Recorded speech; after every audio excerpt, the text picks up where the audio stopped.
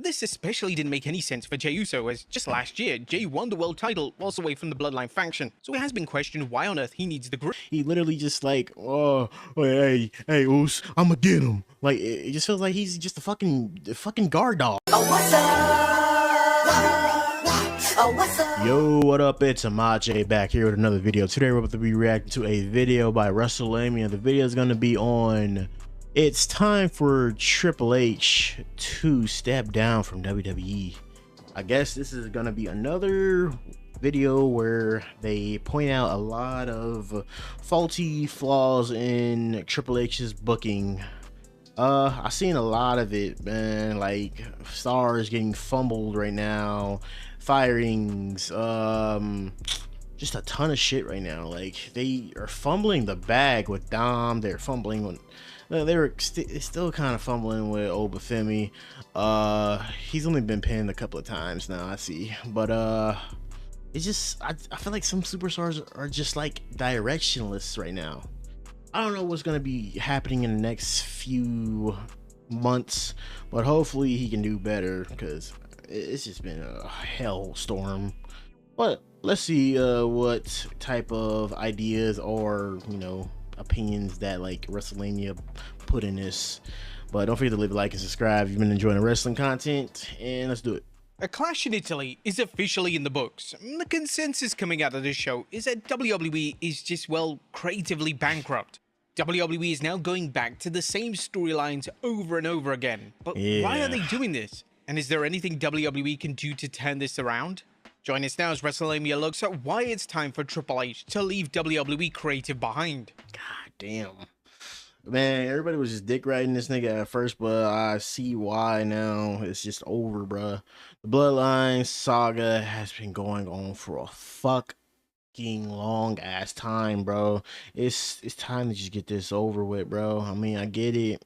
That really propelled WWE in the books. Be sure to subscribe and hit that notification bell for daily wrestling videos. Well, here we go again. When Cody Rhodes conquered Roman Reigns at WrestleMania 40, it marked the end of an era. Reigns' record-making world title reign was over, and in theory, this should have marked the end of the Bloodline saga. This was seen by many fans as the final chapter of the saga, and WWE did a stellar job painting this idea, as the main event of WrestleMania was universally praised, and for very good reason.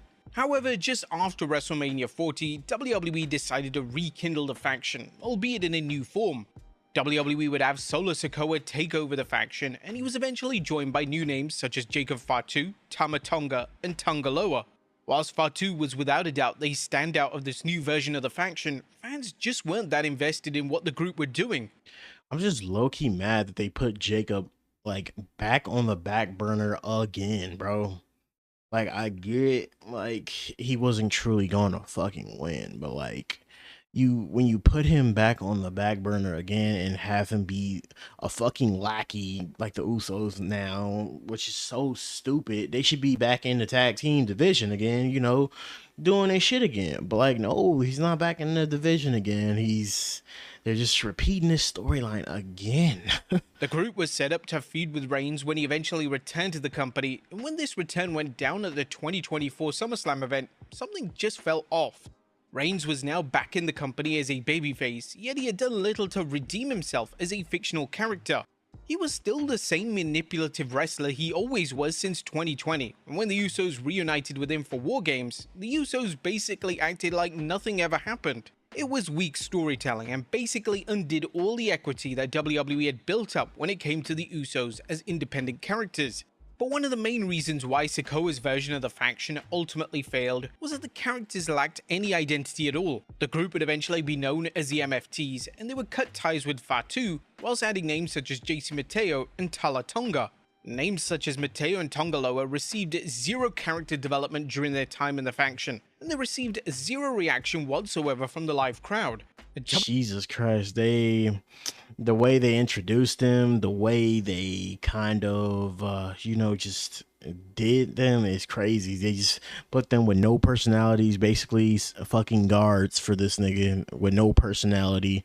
What I'm really mad at is like they just had them enter like, you know, by doing a fucking, you know, a hooded thing again every time. Every member of the bloodline always had some type of fucking hood on or some, you know, random ass interference, and that kind of fucking pisses me off because, like, do something new. WWE probably just assumed that because these characters were linked to the original bloodline in some way, that they were instantly going to get over with the live audience.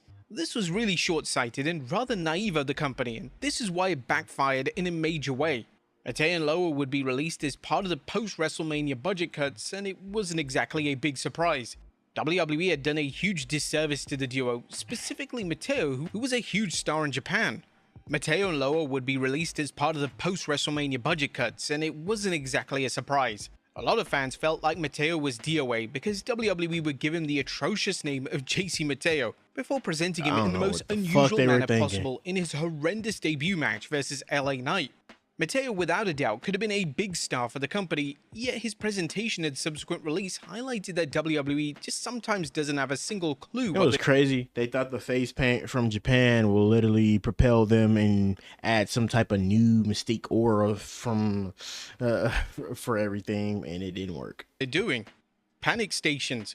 Throughout 2025, WWE would tease a new incarnation of the Bloodline storyline.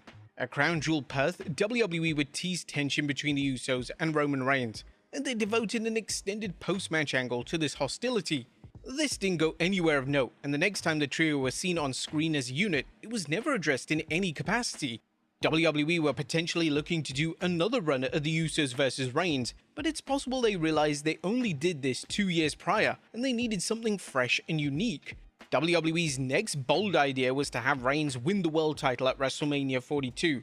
Reigns won the world title in an all-time classic versus CM Punk, and even I feel like this was a classic, but this nigga Roman did not need another championship run, at least for a while. Bro, we just came off of this nigga being a champion for a long ass time. I think CM Punk's like reign was kind of like ended way too fucking quick. Should have like let him like have some more feuds with other people and like face people he haven't faced before. But I guess this was like, you know, a big ass money match on the table. Though the match was universally praised, there was some real concern that WWE were going to have a part-time world champion as the face of Raw. Thankfully, this wasn't the plan, as Reigns actually committed to another full-time TV run. However, the issues came from the fact that WWE's grand plan was to simply reform the original bloodline. The Usos would be back at the side of Reigns, showing no agency whatsoever, and undoing all their work over the past 2 years. This especially didn't make any sense for Jey Uso, as just last year, Jey won the world title whilst away from the Bloodline faction, so it has been questioned why on earth he needs the group. Jey has gone from a fun-loving character who yeets to a character who growls at anyone who has an issue with Reigns. He's become one of the weakest and most unlikable characters on the entire show, and it's a massive... Bro, he just reformed back to what he used to do back in the damn 2020, early 2020s. He literally just like, oh, hey, Oos, I'ma get him. Like, it just feels like he's just a fucking guard dog, nigga. Don't make Jey that again. At least, like, he was just world champion, former world champion. Like, I go do this nigga like that again? Shame, as Jey is such a likable figure in real life. Coming out of WrestleMania 42, WWE would then proceed with a Reigns vs Jacob Fatu rivalry. This was indeed fresh, however coming out of Clash in Italy, the majority of fans completely turned on WWE's creative trajectory. They would have Reigns defeat Fatu, and due to the stipulation of the tribal combat gimmick, this meant that Fatu must now worship and acknowledge Reigns.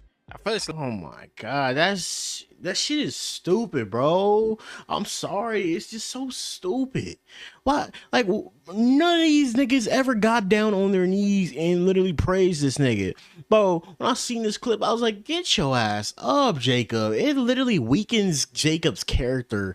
And, well, I mean, not in a sense, but in some sort of form, basically. I don't like that, bro. It needs to be questioned how on earth Reigns is a babyface in WWE right now. Exactly. His manipulation and gaslighting has reached a new level. And secondly, it needs to be addressed how WWE has done this exact storyline with Jey Uso years prior.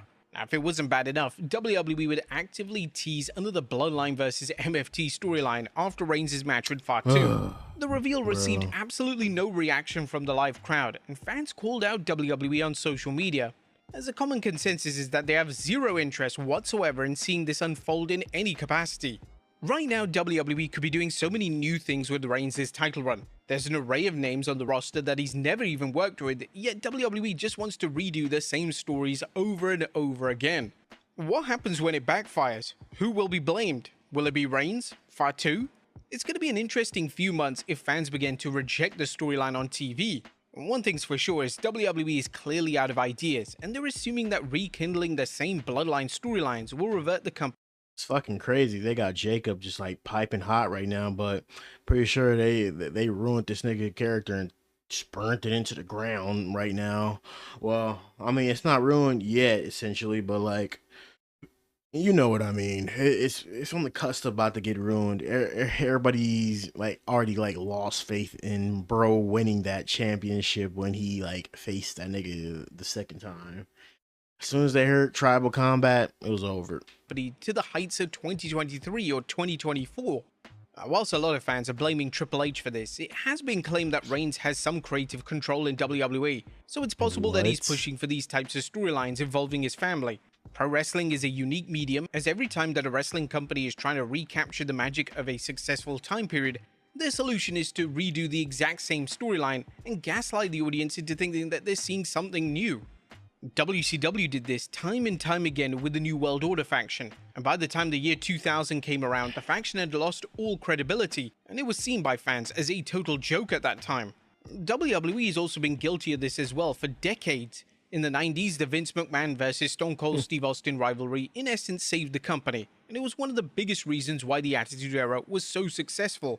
And it was why pro wrestling became an ingrained part of pop culture in that same period. McMahon would then try to redo the babyface versus evil authority figure storyline every single year for the next 25 years in some capacity. And that low-key kind of didn't work with Daniel Bryan.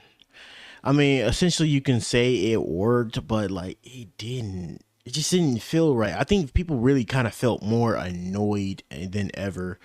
It was just mostly kind of people just feeling like Daniel Bryan should have got pushed way before. You remember that 2015 Royal Rumble? Everybody got booed. It never once took off to the levels of Austin versus McMahon. While it is understandable why wrestling companies such as WWE do this, they do need to learn from history. The company needs to develop new compelling storylines, as pro wrestling fans aren't stupid. They're incredibly loyal and will stick through the show even when it's completely horrendous, but they also need to be rewarded with unique, engaging storylines, as that's where the company thrives and prospers. Is Triple H really the issue though? As following Clash in Italy, a lot of fans were calling for Triple H to be replaced as head of WWE Creative.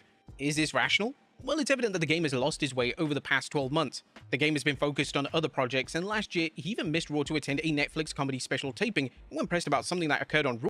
That's fucking crazy.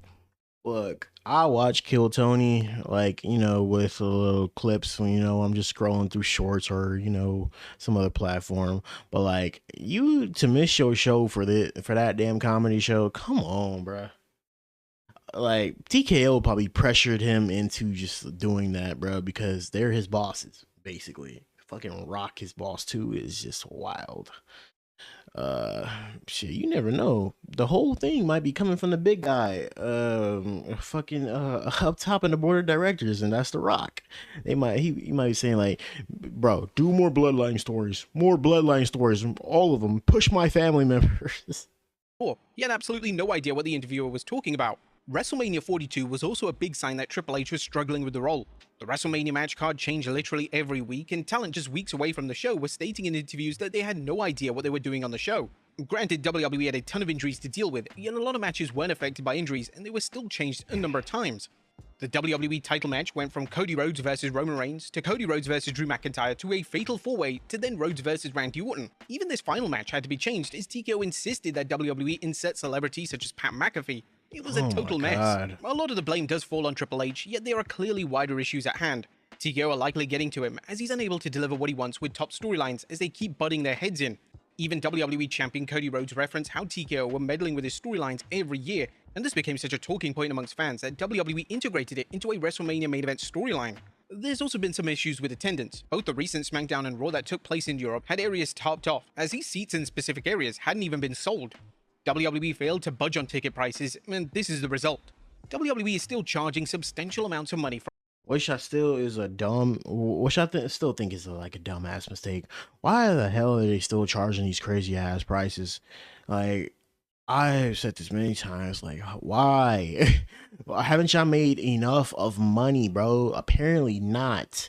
Like, they just keep doing that and it's hurting the product. And like, TKO needs to stay out of this nigga's business. And you never know, that might be like one of the reasons why his booking has become even more shittier too. I'm not trying to give this nigga no leeway either, because some of his booking has been shitty even before, you know, TKO was in the fold, low key.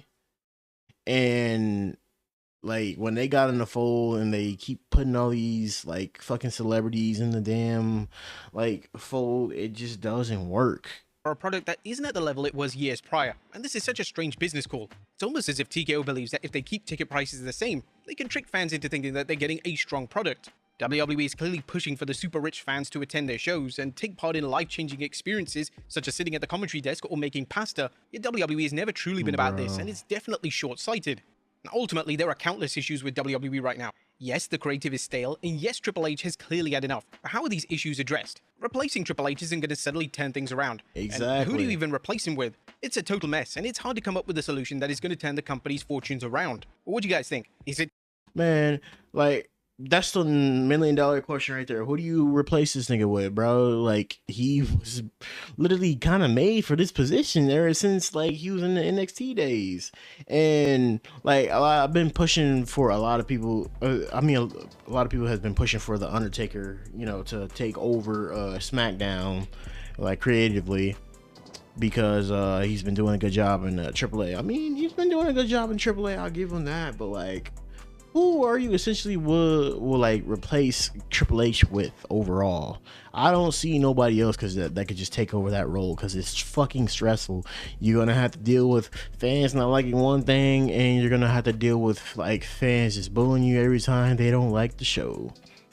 I essentially like already overall think that like there's like a few things that could always be addressed, but like you can't push everybody, and I understand, but you could come creatively with better ideas for like top stars, because like it's this bloodlines thing needs to get recycled, bro.